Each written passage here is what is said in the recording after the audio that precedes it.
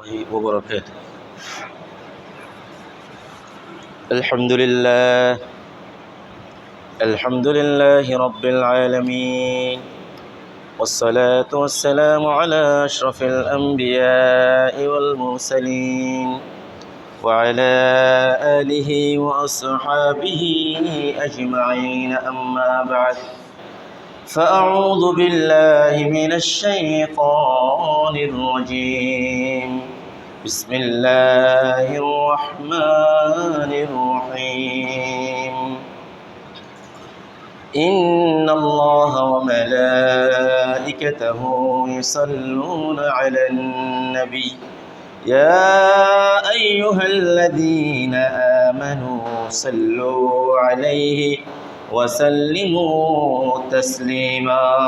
صلى الله على سيدنا محمد وآله وأصحابه وسلم. صلى الله على سيدنا محمد وآله وأصحابه وسلم. صلى الله على سيدنا محمد وآله وأصحابه وسلم. رب اشرح لي صدري ويسر لي أمري واحلل عقدة من لساني يفقهوا قولي. سبحانك لا علم لنا إلا ما علمتنا إنك أنت العليم الحكيم.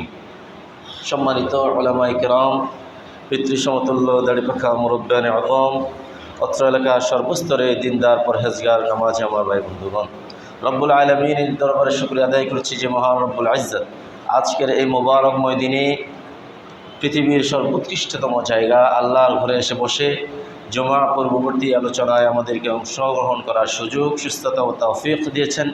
সে রব্বুল আলামিনের দরবারে শুকরিয়া আদায় করে প্রাণ খুলে মুহাব্বতের সাথে বলি আলহামদুলিল্লাহ। লক্ষ কোটি তার চেয়ে অধিক দুরূদ সালামের হাদিয়া আল্লাহ তাআলা আমাদের সকলের পক্ষ থেকে রাহমাতুল লিল আলামিন মুহাম্মদ রাসূলুল্লাহ সাল্লাল্লাহু আলাইহি ওয়াসাল্লামের নূরানি কদম মোবারকে পৌঁছিয়ে দিন। সকলে বলি আল্লাহুম্মা আমিন। প্রিয় হাজিরিন, আজকে আমরা আমাদের সুনির্দিষ্ট সময়ে সংক্ষিপ্ত পরিসরে আত-তাওহীদ ফিল ইসলাম, ইসলামে তাওহীদের গুরুত্ব ও তাৎপর্য এবং ফজিলত নিয়ে আমরা সংক্ষিপ্ত পরিসরে একটি আলোচনা রাখার চেষ্টা করব ইনশাআল্লাহ। আল্লাহ তাআলা আমাদের এই আলোচনাকে ইখলাসের সাথে করার বোঝা এবং প্রাত্যহিক জীবনে আমল করার তৌফিক দান করুন। সকলে বলি আল্লাহুম্মা আমিন। হাজিরিন, আমরা মুমিন।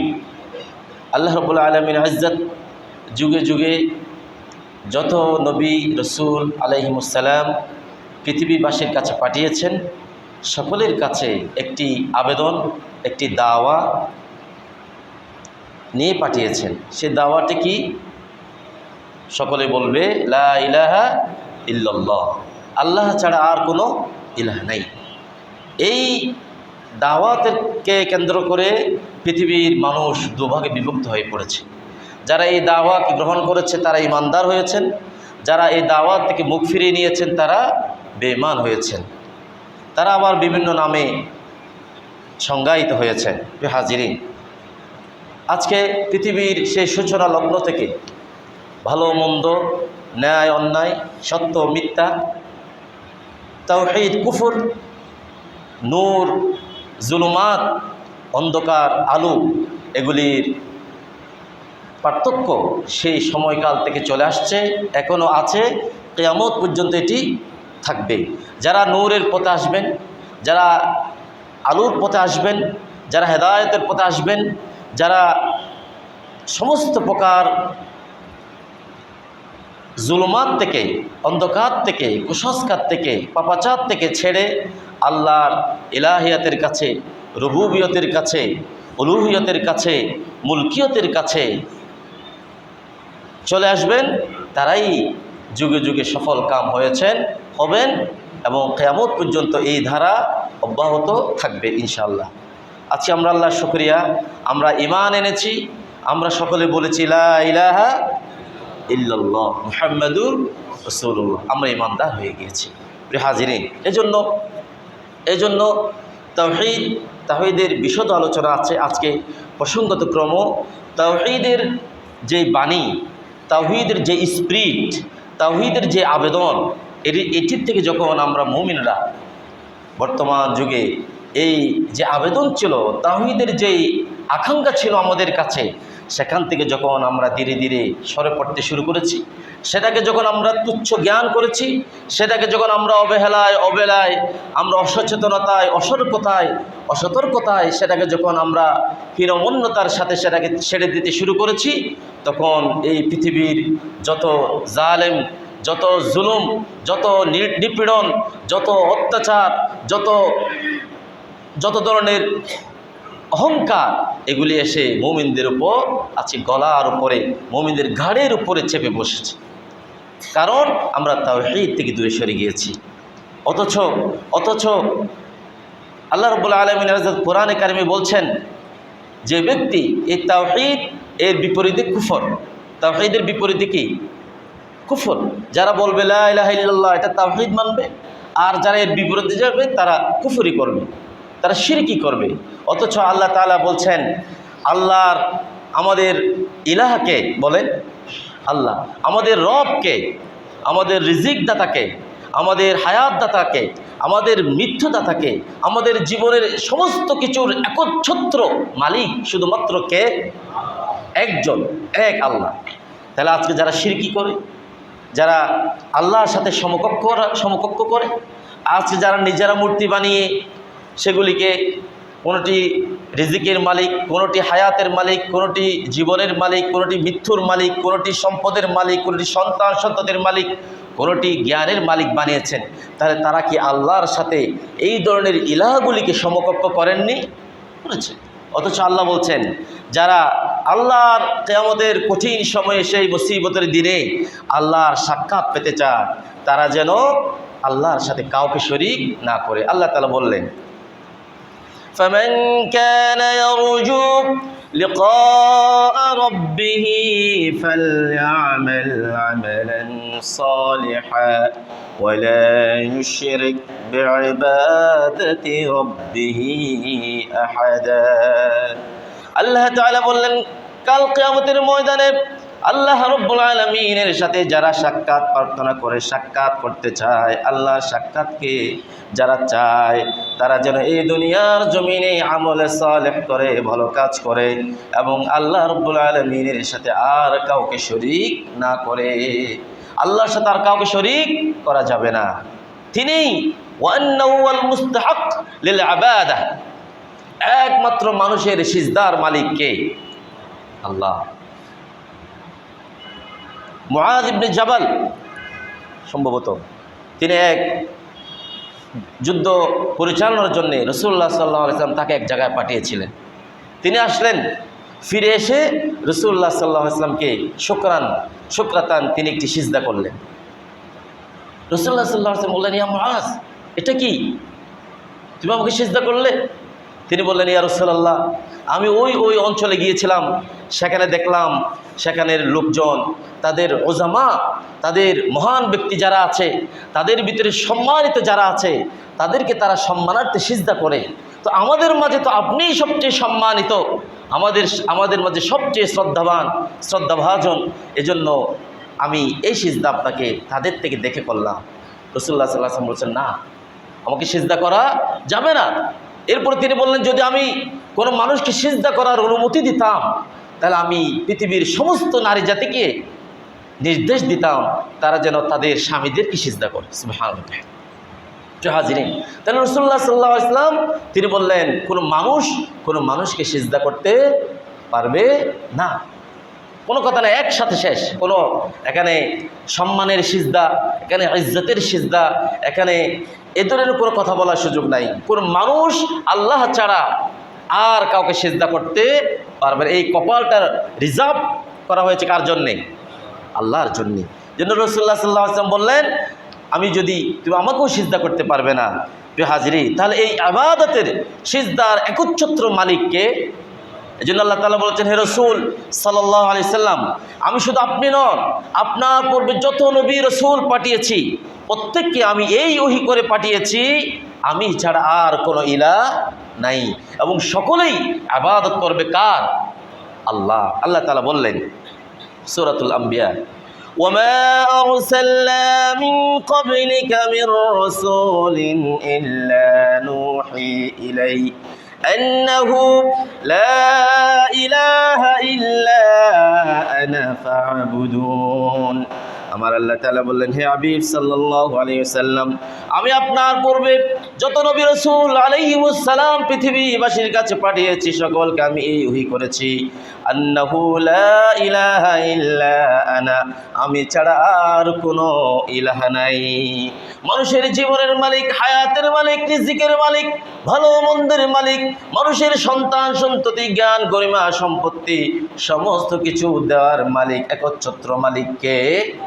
সুতরাং আমার ইবাদত করবে, ইল্লা আনা ফাবুদুন, তার সকলেই ইবাদত করবে আমি আল্লাহ। ইবাদত করবে কার? আল্লাহ। হাজিরিন, এজন্য আল্লাহ ছাড়া আর কারো ইবাদত করা যাবে না। আজকে আমাদের প্রসঙ্গতক্রম দুনিয়ার জমিনে যারা গত কয়েকদিন আগে আপনারা দেখেছেন যে চট্টগ্রামের একজন বিজ্ঞ আইনজীবী শহীদ সাইফুল ইসলাম আলিফ ভাই, ওনাকে শহীদ করা হলো। এখানে কোনো একটা রাজনৈতিক দ্বন্দ্ব, রাজনৈতিক কলহ নয়, ওনাকে শুধুমাত্র শহীদ করা হয়েছে, তিনি মুসলমান, ঠিক না বলেন? শহীদ করা হয়েছে। প্রিয় হাজিরিন, পৃথিবীর বাংলাদেশের পুরো পৃথিবীর সমস্ত মানুষ এই ঘটনার নিন্দা জানিয়েছে, প্রতিবাদ জানিয়েছে এবং দোষীদের শাস্তি দাবি করেছে, এবং আমরাও করছি। এই হত্যাকাণ্ড শুধুমাত্র মুসলমান হওয়ার কারণে, আর কিছু নয়। অথচ কিছুদিন আগেই যখন পুরো কক্সবাজার সহ পুরো বাংলাদেশে তাদের দুর্গাপূজা হলো, আমাদের ছেলেরা গিয়ে তাদের মন্দির পাহারা দিল, বলেন দেয় নাই? মন্দির পাহারা দিল, তাদের সাথে সৌহার্দ্যপূর্ণ সম্পর্ক তারা তৈরি করলো, তাদের মন্দিরগুলি রাত জেগে পাহারা দিল। আর এর প্রতিদানে তারা আমাদের মসজিদে, ফোর্ট বিল্ডিংয়ের সেই মসজিদ আক্রমণ করলো, মসজিদের বয়োবৃদ্ধ ইমাম সাহেবকে হামলা করলো, আহত করলো, আইনজীবীদের গাড়ি ঘোড়া ভাঙচুর করলো, এবং অবশেষে একজন মুসলিম আইনজীবীকে জবে করে হত্যা করে দিল। নাউযুবিল্লাহি মিন যালিক।